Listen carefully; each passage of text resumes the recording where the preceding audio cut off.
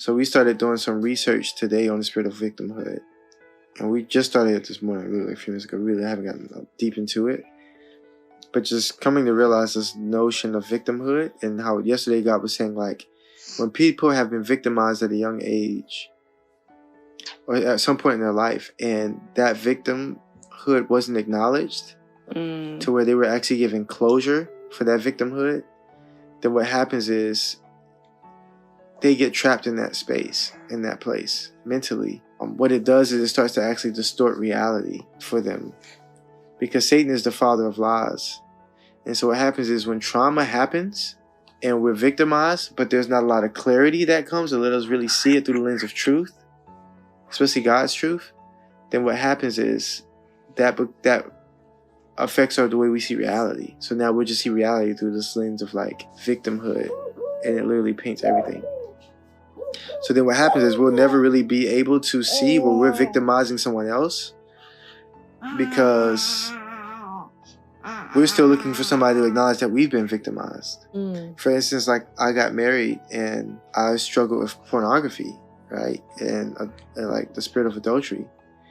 And that was like victimizing to my wife. But because of all the trauma I went through in my childhood and none of that being acknowledged, when my wife would bring it up, it was a while before I could actually really fully acknowledge my wrongs. Not out of a place of shame, but just out of a place of like really being able to acknowledge and feel what I had done to her.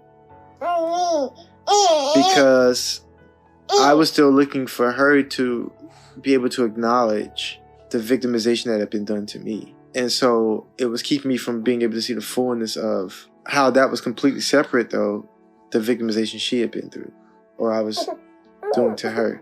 And I mean, that's just one example, but just across the board, like there's so many ways that this can be done, you know? Like my wife at some points was raised in a home where the dynamics between her parents weren't like God's standard, I would say, of the image. Right.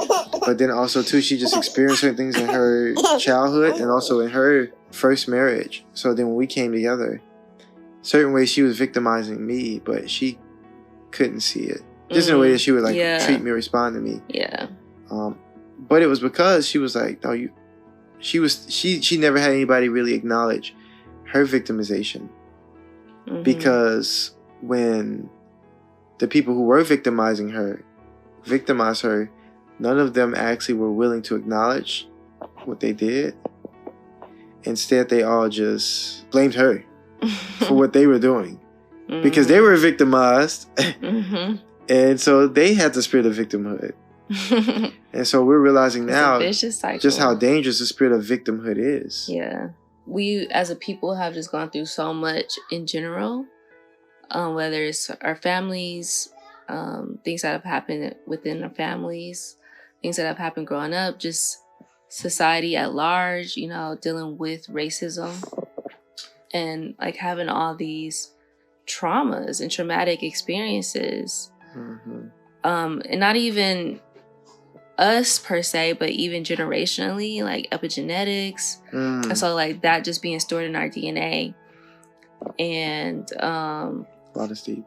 Yeah, and it's like we as a people have been victims of many crimes, of many horrible things, big and small, throughout our existence in the States.